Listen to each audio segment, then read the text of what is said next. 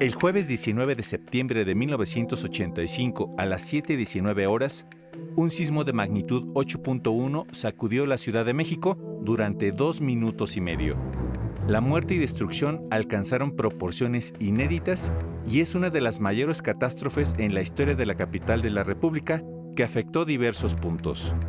Uno de los espacios afectados fue Tlatelolco, que significó un antes y un después para sus habitantes. La gravedad de lo que aconteció ese día provocó un cisma de un éxodo cerca de 5,000 familias. En pocas palabras, estamos hablando que la mitad de los habitantes de lo que era Tlatelolco tomó la decisión de ir a otro lado. Ese fue el impacto tan poderoso.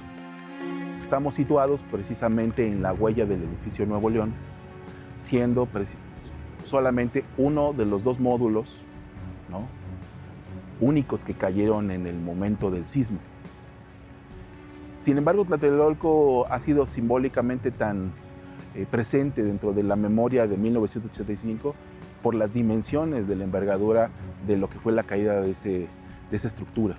Estamos hablando de un edificio que cada módulo son 96 departamentos.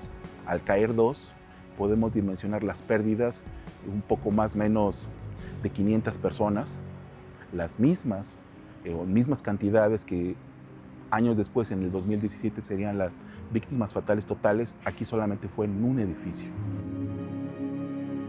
¿Qué es lo que yo recuerdo de ese momento? Mucha solidaridad.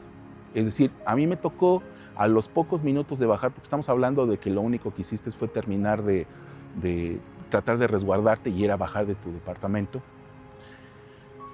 Casi todos los caminos, casi todas las miradas, casi todos los trayectos fue directamente hacia el Nuevo León.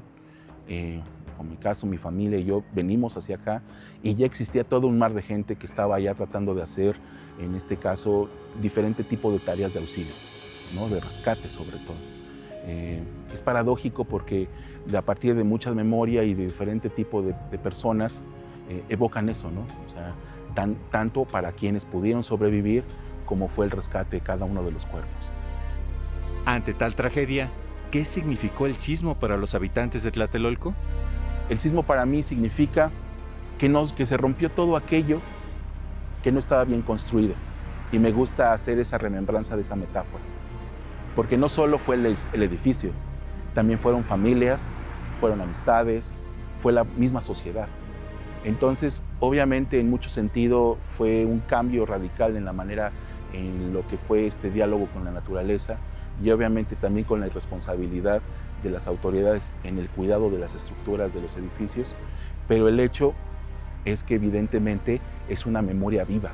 Entonces, hablar a 4 décadas de distancia, hablamos de un proceso complejo, no solo en el hecho de la pérdida humana, sino también hablamos de cómo conciliar ese Tlatelolco idealizado por muchos cuando fueron los fundadores, o en este caso llegaron en los primeros años, donde todo era nuevo, olía la madera, el mármol estaba muy brilloso, los acabados todos estaban completamente nuevos porque obviamente eran acabados de primera calidad, la cantera que se trajo para los pasillos era completamente nueva, a ese Tlatelolco que después se tuvo que reconstruir, y no solo en el sentido de la cuestión de la fortificación de las estructuras y cimientos de los edificios, sino también desde un ámbito de lo que sería la comunidad, porque obviamente al llegar masivamente nuevos habitantes, terminó en pocas palabras modificando la manera de cómo la gente vivía en Tlatelolco en ese entonces.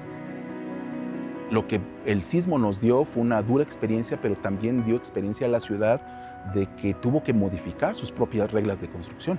Entonces, ¿qué implica? Nuevos paradigmas, nuevas maneras de reinterpretar la seguridad de la propia Ciudad de México, ahora en un hundimiento cada vez más avanzado, más intenso por todo el tema de lo que hemos vivido actualmente. Entonces, todo ese tipo de movimiento del suelo es importante tener las estructuras bien para que cuando venga el próximo sismo, Tlatelolco siga vivo y siga de pie. Para Culturas 22, José Meléndez.